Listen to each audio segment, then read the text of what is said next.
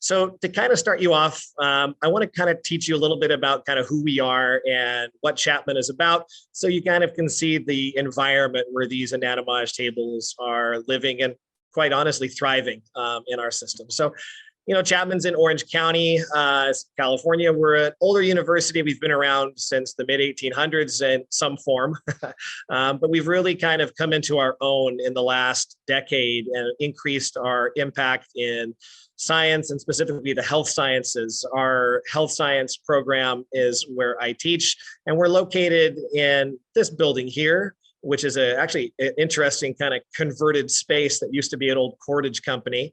But it became then the home of the Crean College of Health and Behavioral Sciences at Chapman University, where our undergraduate anatomy lab is located. So just to kind of show you where we're at.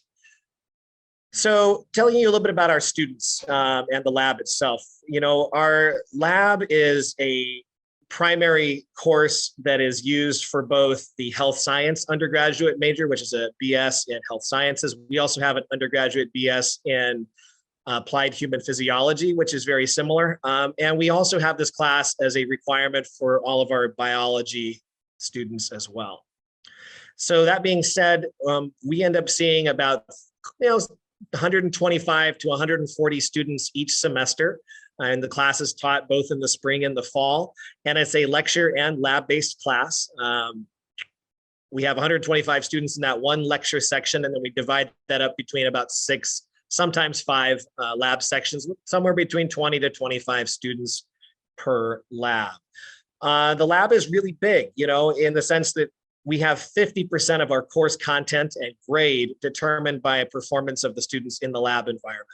And thus they're in there a long time. So we have the students in our lab 4 hours a week, 4 hours a week for the entirety of our semester long course. Normally this class is taken by sophomores. This is also usually the first class within the health science major. For a lot of our health science students, mostly in their first year, they're taking biology and chemistry. So this is really kind of their introduction to kind of the human body for many of them. And a lot of them have not had anatomy at the high school level before. So we kind of get a real blank slate with these students and an opportunity to really kind of shape their opinion of anatomy education. So no pressure, right? But we've been very lucky that it's gone really well for us. One thing I will say is that as much as I love the Anatomage tables and as much as the students love the Anatomage tables, our university loves them even more because they rely on them very heavily for marketing purposes. And we've had our tables for 7 years. And I would say that every year we end up with the department and the university sending in photography crews and video crews to highlight our Anatomage system in marketing materials that the university sends out on an annual basis.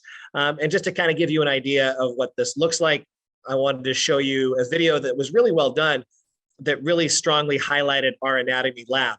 Now, this lab video, again, was used in marketing materials, but I liked it because not only does it show kind of an actual class working with the Anatomage tables, but it also shows kind of the other things that we utilize in our anatomy lab to complement the Anatomage system. So I'll let you watch this really briefly, and then I'll tell you a little bit about what you're seeing going on here in the video after it's done.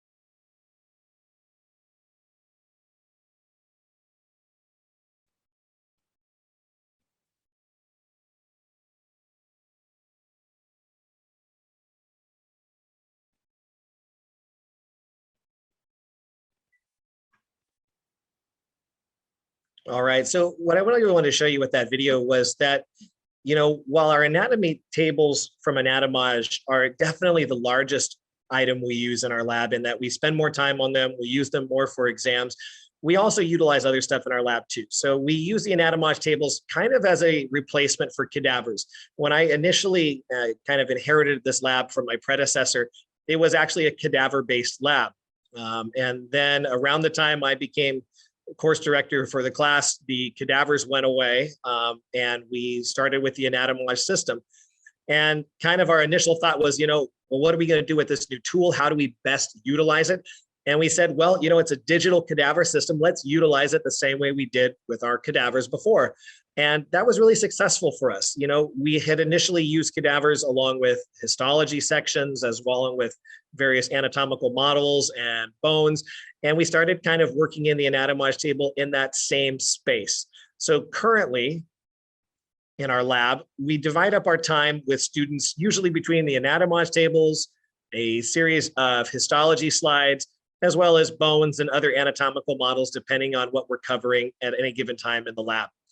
So one of the reasons why this is really essential for us and how we divide up the time is because even though we're blessed to have 3 Anatomage tables, when you have 20 to 25 students, that's still a lot of people on the Anatomage tables at any given time. So to kind of really work the scale to make sure that as many students can have one-on-one time with the Anatomage tables as possible, we usually divide up our lab sections each into 3 rotations. And those 3 rotations are usually between histology, bones, and then the Anatomage table system. So with those 20 students in class, only 1/3 of those students will be on our 3 Anatomage tables at any given time. And that really seems to keep the number of students around 3 to 4 per table at any given moment, which seems to really work for us. We've experimented and gone with slightly larger group numbers. And to be honest, even with 8, 9, 10 students in a group on the tables at one time, we still saw good outcomes, good grades, good student retention of material. But realistically, I think that the thing that really sold us on keeping the group numbers small was the student feedback was always more significantly positive towards the lab, as well as towards the tables, when we allowed the students to actually be working on them in smaller numbers. And I'm sure if you guys have used the tables, you know that the person who gets to use the table always has the best experience. If you're just sitting back and watching, it's great. You still learn a lot. But if you get the one-on-one time, you're going to have a really strong opportunity to learn something. So just to give you guys an idea, some of the other stuff we have in our lab here. So pictures of just the Anatomage tables, but also I wanted to show you this picture of some of our TVs that we have set up as monitors in the center of our screen that are showcasing some of our Anatomage images. And I want you to remember that, because that's something that we've really leaned very heavily on with our Anatomage tables, is the ability to export and utilize the images in other mediums. So one thing I really want to hit on here is we have been really, really successful at having students want to use our tables. But we kind of did it under a little bit of historical guidance from good old Machiavelli, in that we felt if you want somebody to utilize something, it's almost better that they fear it a little bit than when they love it. So how do you get students to fear something? You tell them this is going to be on the test. And from the very beginning, we said, you know what? If we want students to use this Anatomage table system, we need to lean heavily on it as a testing tool. And while we did this kind of as an experiment, I don't think we realized how powerful of a testing tool it was going to be. Because in a class like ours, where we have a lab midterm and a lab final, we wanted to have as many opportunities for images from the tables to be used on the exam as possible. And it was really easy to do this. And, we were blessed again by having all of these monitors that we could export images onto. But there have been times where we've also done online testing utilizing content from Anatomage, which has really been a great opportunity for us. So just to kind of give you an example, these are some test questions we used from a previous version of the Anatomage software. And we just utilized the pinning tool to go through and label structures on pre-made presets that we either created ourselves or adapted from the presets that came with the software when we initially installed it. Now, once you've created these images, we could either load them as presets onto the tables, or more commonly, what we end up doing is we capture these images using the camera tool from the tables and then export them onto a USB drive. And from that USB drive, we then push this software, we push these images then onto multiple different computers, multiple different monitors, different projectors, even printouts that we scatter throughout our anatomy lab as testing stations. Now, this all kind of got thrown for a loop a couple of years ago when we first went into lockdown for COVID-19. We kind of got locked down at both the best and worst possible time for our class, in that we ended up getting locked down right as we were about to hit our midterm for anatomy lab. So all the students had gone through their orthopedic portion of the semester in person on the Anatomage tables. But when it came time for the test to happen, we didn't have access to the tables anymore. So what did we end up doing? Well, we got lucky that we had this big bank of questions and presets that we had saved from the Anatomage tables that we found ways to export directly into Canvas, where we created a digital exam that we administered to the students remotely using all of our images that we had from the Anatomage tables, just like we would have done if we were in person. And remarkably, it worked really, really well. We were able to use high quality images. Canvas software was really adaptable to allow us to change the size of the image, to work it into different question formats, and also to allow us to, use as many images as we wanted. And to be honest, it kind of gave us the idea that, maybe even when we go back in person, Canvas might be a good opportunity for us to use computer-based testing with the Anatomage table system, even though the students are still in lab. And that's something we've begun doing this last semester, where we actually purchased a set of Android tablets for the class that are specifically used for exams and quizzes, where the students will be having images as well as questions from the Anatomage tables on the tablet that they can then go around and use while they are taking a test in the lab. A lot of times we'll have the image both on the tablet as well as on the tables, or sometimes we'll just have the questions on the tablet and the images are still on the tables or other sourced media that we use inside the lab. So we really like kind of this portability of Anatomage and how we can take these images, use them anywhere. We can use them on the tables, we can use them remotely, we can use them, on the tablets, and the students seem to be getting a good experience with all of these options. So we're still kind of experimenting and growing with how to best utilize this portability and this now new kind of opportunity for online testing. But so far, it's been really something that personally I like a lot. And it's made my grading, it's made my grading a lot better because, again, with Canvas, you get a little bit of help from the automatic grading system. All right, so moving forward a little bit, that's testing. And testing is really, I think, again, what kind of initially got us to get good student interaction with the tables. But that wasn't where we stopped, right? We wanted to develop our course so that it wasn't just the fear of test questions that made the students value the Anatomage tables so heavily. So I want to kind of talk to you about ways that we've encouraged students to use the tables on a weekly basis that they've really latched onto. And in full disclosure, some of the best ideas that we have used in our anatomy lab actually came from our students. So some of the things that you're going to see featured here were initially ideas that students had from using the Anatomage tables that we kind of have since adapted into our own course model. Now, one of the things that we've done really a lot of work on, and honestly, the majority of the credit goes to my colleague, Dr. Wilson, who teaches anatomy with me at Chapman, who is very detail oriented and is very good at creating documents using Google Docs. And she and I have worked together to create tutorials and handouts that help guide the students through each week's lab. And these handouts really, again, kind of not only feature images from the Anatomage tables, but are kind of guides so that students can find what they're looking for using the Anatomage table, using different images, using different presets, using different cadavers. And we really designed this to be a handout or tutorial that could kind of really teach the lab in the absence of us. And this is something that we needed as our lab expanded and we started hiring more and more faculty who maybe weren't as familiar with the Anatomage table as us. We wanted to provide not only the students with handouts that showed how to find everything, but also to give faculty who were new to the Anatomage system kind of a cheat sheet and guide that they could use to kind of make sure the students were getting the same experience regardless of which lab section they were in. So like everything else, we kind of see benefit in other people's product as well. And we really like this idea. We learned from a previous user group meeting of creating a Anatomage table kind of introductory guide.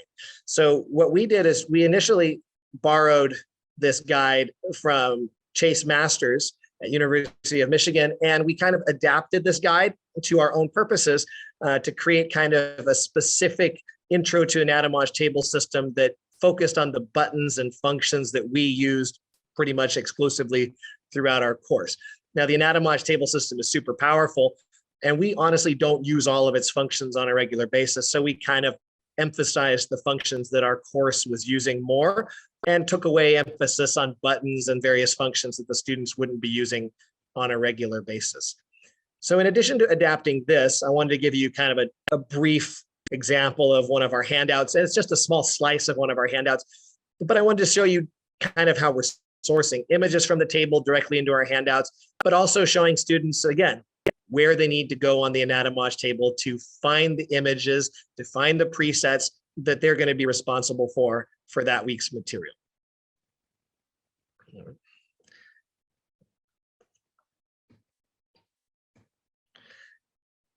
And again, just kind of showing you that one of the other things we like to do, again, with especially the digital versions of these handouts that we're providing students with now, is we like to give them really high quality images that they can then use to kind of go through and label, create study guides with, highlight, color, do whatever they like. And they can do this either online using an image editing software or a note-taking software. Some of our students still prefer to print it out and label everything manually. And some of our students like to label things on the Anatomage table itself and then save those images and distribute them to their classmates. So one of the things that we've really also done, in addition to creating these big handouts that we have that follow us throughout the entire course, is we've also really kind of taken advantage of the Anatomage tables to create a big library of images. Now, again, the Anatomage table is great because it comes with a lot of pre-made presets. But for me, since it's an introduction to anatomy class, sometimes there's too much detail and sometimes there's too little detail. So the ability for us to go through on the Anatomage table and work to highlight structures specifically we want the students to know has been a great tool for us because it draws the students to exactly where they need to be and helps them understand kind of, all right, maybe we take away some of this extra density to allow them to focus on these particular items that we are prioritizing from a testing standpoint, and it makes their experience a little bit more easy.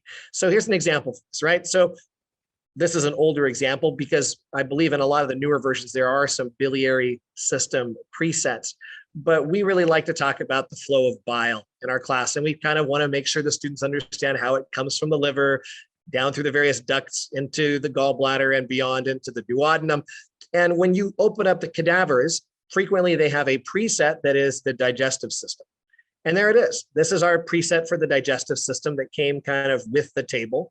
And you know the biliary system is there, but I don't see it, right? The students don't see it either. And sometimes dissecting it out is not the easiest way for students to find it, especially in our class. So what we ended up doing is, we said, all right, let's go through and create our own preset. We said, all right, let's kind of find the biliary system in there. Bingo, we've got it. There it is. Great, right? Maybe not, because now we've taken away all the context that helps the students understand what the biliary system's real job is of connecting the liver to the digestive tract, because we took away the liver and the digestive tract. So one of the great things about Anatomage is you can remove all of those structures. And if you want to, you can start to add them back in, but you can add them back in partially transparent so that it's easier to see how these various structures kind of complement each other and interact with each other, even though when they're all in situ, you may not be able to truly see them. So one of the ways we did this to kind of really make it pop was we went through and artificially colored the biliary system into its normal neon green that we see in textbooks. So it would really stand out against the silhouette of the pancreas, the liver, the small intestine, where it's located. So now a lot of times for our students, we will provide them with these presets so they can start to see these structures as we've demonstrated them here highlighted. And sometimes if we're feeling friendly, we can even give them these images on the exams Or if we want to maybe just use it as a learning tool, we introduce them to this kind of broken down model of how to see the biliary tree. And then on the actual exam, give them a uncolored, maybe slightly dissected, but less so obvious version of this, so they can show that they really understand where it truly is. And that's one of the things, again, about the Anatomage system that's been helpful for us in a beginning anatomy class was, sometimes some of these concepts we want the students to understand, I think, are a little more challenging.